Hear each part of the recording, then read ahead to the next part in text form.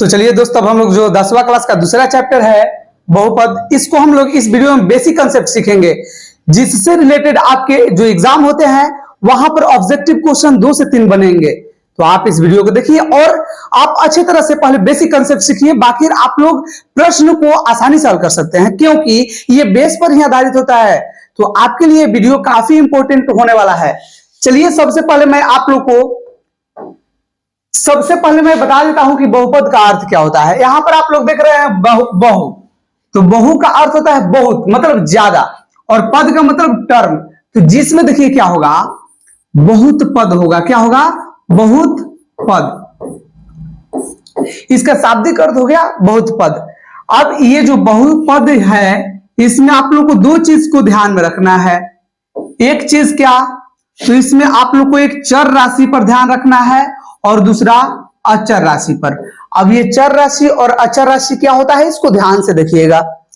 जिसका जो वैल्यू है वो निश्चित नहीं होता है, मतलब वेरिएबल होता है, बदलते रहता है, उसको हम लोग चर राशि कहते हैं। मतलब जिसका एक निश्चित मान न हो, जैसे X Y Z, X Y Z ही नहीं होगा, एबीसीडी में चाहे जितना हो, ये क्या हो जाएगा, एबीसीडी का चाहे जितना मान होगा, मतलब एबीसीडी में जितना अल्फाबेट होगा, ये सब को हम चर से डिनोट करते हैं। और दोस्त एक चीज ध्यान रखिएगा, ये कभी भी कैपिटल लेटर नहीं होगा, स्मॉल लेटर ही होगा।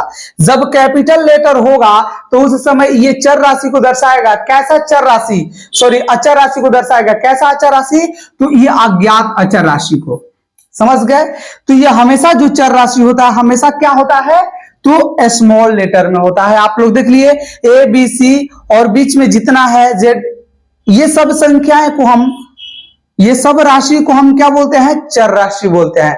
अचर राशि में क्या होगा, जिसका जो वैल्यू होगा वो एक निश्चित मान होता है। जैसे आप ही बताइए, क्या एक का मान कभी बदलता है? तो आप बोलेंगे नहीं, ये एक जहां रहेगा हमेशा एक ही कहलाएगा। अब जैसे 2 हो गया, 3/4 हो गया, या 100 लिखिए, या रूट अंदर 7 रखिए, ये जो भी वैल्यू है ये कभी बदलने वाला नहीं है। ये जहां रहेगा ये जस का तस रहेगा, इसका कभी वैल्यू चेंज ही नहीं होगा। जबकि इसमें एक्स का मान आप लोग ज्यादातर निकालते होंगे कोई भी अलजेब्रिक एक्सप्रेशन में, मतलब बीजीय व्यंजक में, तो उस समय एक्स का मान कुछ अलग अलग आता है। तो ये हम इस कारण कह सकते हैं कि ये चर राशि है। ये दोस्त आप लोग दो चीज में अंतर और इसके बारे में अच्छी तरह से सीख चुके होंगे। आगे हम लोग बढ़ेंगे और देखिए, हम लोग को सबसे पहले बीजीय व्यंजक जानना होगा, तब हम लोग बहुपद को अच्छे तरह से सीखेंगे। देखिए, निश्चित चर तो आप लोग समझ गए हैं क्या होता है। एबीसीडी एक्स वाई जेड तक सब, A B C D F G H I J K, मतलब ये जितना है ये सब चर राशि है। एवं अचर राशियों के योग, योग आप लोग जानते हैं ना, ये जोड़ को कहते हैं। अंतर, गुणन एवं भाग इत्यादि के संयोग, संयोग मतलब मेल से, संयोग से क्या चीज दोस्त, देखिए यहां पर संयोग से बने पद को बीजीय व्यंजक कहते हैं। यहां पर आते की जगह पर क्या लिखेंगे, कहते हैं। तो ये चीज आप लोग सीख चुके होंगे, सिर्फ आप लोग डिफिनेशन देखे, लेकिन इसको अब हम लोग समझने का प्रयास करते हैं। देखिए, चर एवं अचर राशियों के जब योग, अंतर, गुणन एवं भाग के रूप में लिखेंगे, तो जैसे मान लीजिए कि ये अचर राशि है और ये चर राशि है, तो ये दोनों के बीच में अगर कोई सिंबल नहीं है, कोई यहां पर जो साइन होता है यहां पर नहीं है, तो समझिए कि यहां पर क्या है, गुणा का साइन है, मतलब 7 गुना x है। क्या है? 7 गुना x। तो आप बताइए इसमें गुणन आ रहा है कि नहीं? गुणन आ रहा है। अगर इसी को हम ऐसे लिख दें, जैसे 7x + 3y लिख दें, तो ये क्या हो गया, ये क्या चीज हो गया, देखिए इसमें अचर राशि चर राशि का गुणन और प्लस इसमें मतलब योग को दर्शा रहा है। ये कोई अंतर को भी दर्शा सकता है। 2x² माइनस, जैसे x हो गया तो 2x² - x, ये चर अचर राशि का इसमें गुणन भी है और ये क्या है बताइए, इसमें अंतर भी है। तो जब चर अचर राशि के गुणन, योग, ये सब चीज को जब दर्शाया जाएगा तो इसको बीजीय व्यंजक बोलेंगे। बोलिए आप लोगों को समझ में आ रहा है कि नहीं? तो ये सब बीजीय व्यंजक होगा। आगे हम लोग बढ़ेंगे और एक चीज आप लोग ध्यान में रखिए कि जितना बीजीय व्यंजक होता है सब बहुपद नहीं होगा। आगे हम लोग सीखेंगे क्यों नहीं होगा। अब देखिए बहुपद क्या होता है, तो ऐसे बीजीय व्यंजक सभी बीजीय व्यंजक नहीं, कैसा, ऐसा बीजीय व्यंजक जिसमें क्या होने चाहिए, ऐसा बीजीय व्यंजक को बहुपद कहते हैं, जिसमें बहुपद हम किसको कहते हैं, बीजीय व्यंजक में से हम लोग को छांटना है कि कौन बहुपद होगा और कौन बहुपद नहीं होगा। देखिए चर राशियां, चर राशि का घातांक, घातांक मतलब पावर, चर राशि का जो घातांक है ये एक प्राकृतिक संख्या मतलब नेचुरल नंबर होना चाहिए। क्या होना चाहिए, प्राकृतिक संख्या हो। दूसरा का देखिए पदों की संख्या निश्चित हो, ये नहीं कि जैसे उसमें डॉट डॉट डॉट डॉट करके दिया हुआ हो, तो वो बहुपद कभी नहीं होगा। आगे देखिए प्रत्येक पदों में चर राशि का गुणन एक वास्तविक संख्या हो। वास्तविक संख्या के बारे में मैंने पूरा जितना संख्या होता है उसके बारे में मैंने डिटेल से बताया है, तो आप प्ले लिस्ट में जाकर के और संख्या का जो प्ले लिस्ट बना है वहां से देख सकते हैं दोस्त। चलिए हम लोग देखते हैं, प्रत्येक पद में चर राशि का गुणांक एक वास्तविक संख्या हो।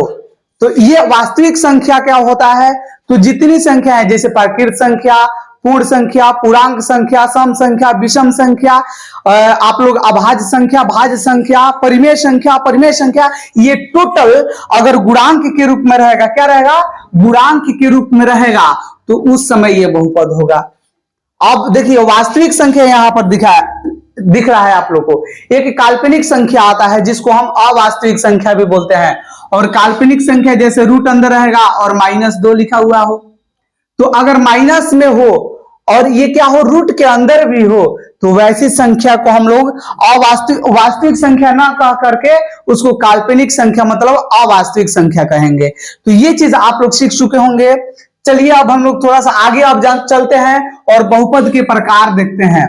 बहुपद का प्रकार देखिए, इसमें आप लोग को देखने को मिलेगा एक पद, उसके बाद देखने को मिलेगा द्विपद, उसके बाद आप लोग को देखने को मिलेगा त्रिपद। क्या देखने को मिलेगा, त्रिपद।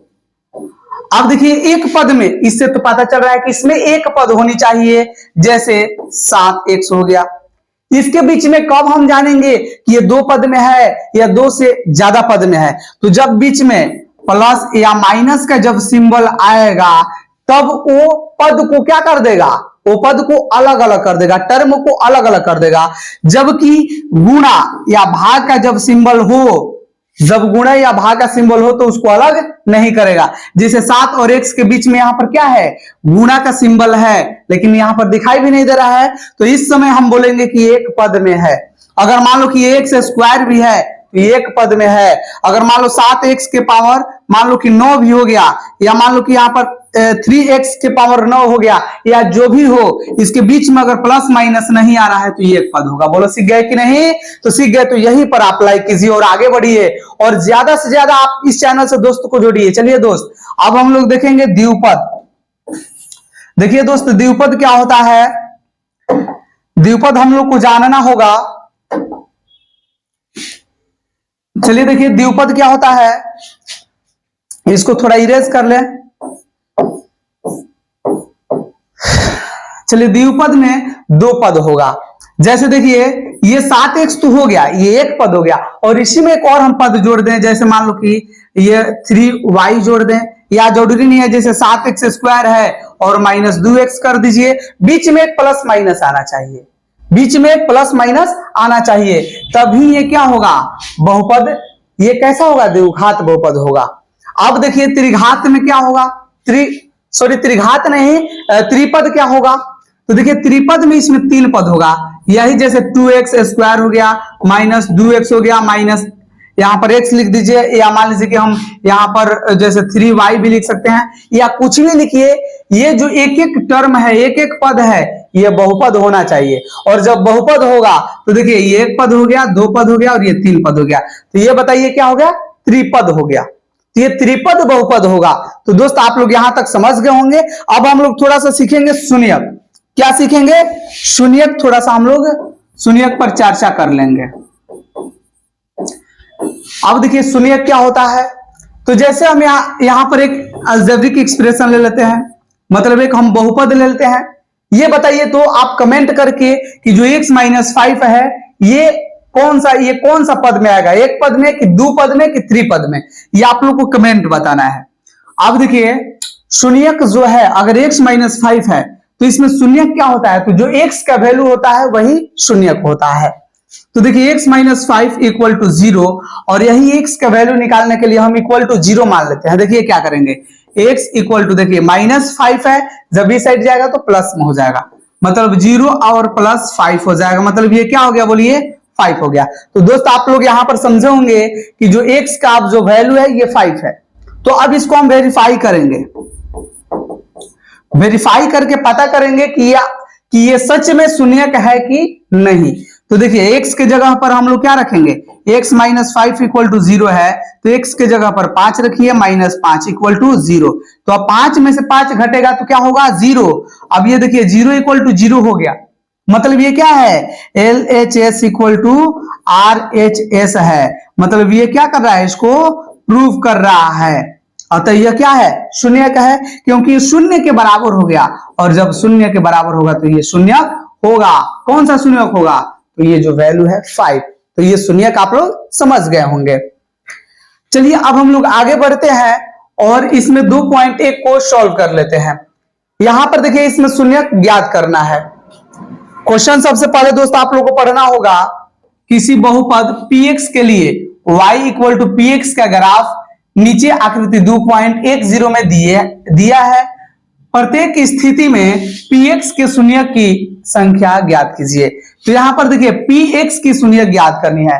अगर एग्जाम में आ जाता है कि py की शून्यक की संख्या ज्ञात कीजिए तो उस समय आप क्या करेंगे, और यहां पर px के शून्यक की संख्या ज्ञात करना है तो इसमें आपको क्या करना है, देखिए ये x आप लोग को यहां पर दिखाई दे रहा है, तो x को जितना बार ये आप लोग को जो रेखा दिखाई दे रहा है जितना बार प्रतिच्छेद करेगा वही उसका शून्यक होगा। तो यहां पर देखिए x जो अक्ष आप लोग को दिखाई दे रहा है, जो आप लोग इसमें x अक्ष देख रहे हैं, इसको ये जो लाइन जो आप लोग को दिखाई दे रहा है ये कितना बार प्रतिच्छेद कर रहा है, तो एक बार भी नहीं। अतः इसमें जो शून्यक होगा, इसमें दोस्त बताइए शून्यक क्या हो जाएगा 0। आप तो समझ गए होंगे। अब देखिए जो ये लाइन दिखाई दे रहा है ये कितने जगह पर प्रतिच्छेद कर रहा है, तो सबसे पहले प्रतिच्छेद गिनिए, जो x रेखा को जो यहाँ पर x अक्ष दिखाई दे रहा है उसको प्रतिच्छेद करे, ये क्योंकि यहाँ पर px का शून्यक ज्ञात करना है। अगर py का करना होता तो हम लोग जितना y को यहाँ पर कट करेगा वो हम लोग काउंट करते, लेकिन px निकालना है। तो अब देखिए ये एक बार इसको कट कर रहा है, अतः इसमें शून्यकों की संख्या 1। इसमें शून्यक की संख्या कितनी होगी, इसमें शून्यक, इसमें बताइए 0 कितना हो जाएगा, एक बार कितना होगा 1। इसमें देखिए कितना होगा 1 2 3, इसमें कितना होगा 1 2 3। इसको नहीं काउंट करेंगे क्योंकि ये y अक्ष को ये प्रतिच्छेद कर रहा है, तो 1 2 3, तो इसमें कितना हो गया 3। इसमें शून्यक कितना हो गया, शून्यक दोस्त कितना हो गया 3। अब देखो इसमें 1 और 2 दो जगहों पर इसको कट कर रहा है x अक्ष को, तो इसमें शून्यक कितना हो जाएगा 2 हो जाएगा, इसमें शून्यक 2 हो जाएगा।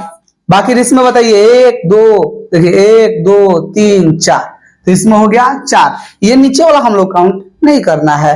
अब देखिए ये यहीं से टच करके चल जा रहा है तो इसको हम एक ही बार गिनेंगे। अगर थोड़ा सा नीचे आ जाता तो इसमें यहां पर काउंट करते 2, लेकिन एक यहां पर ये 2 देखिए क्या कर रहा है,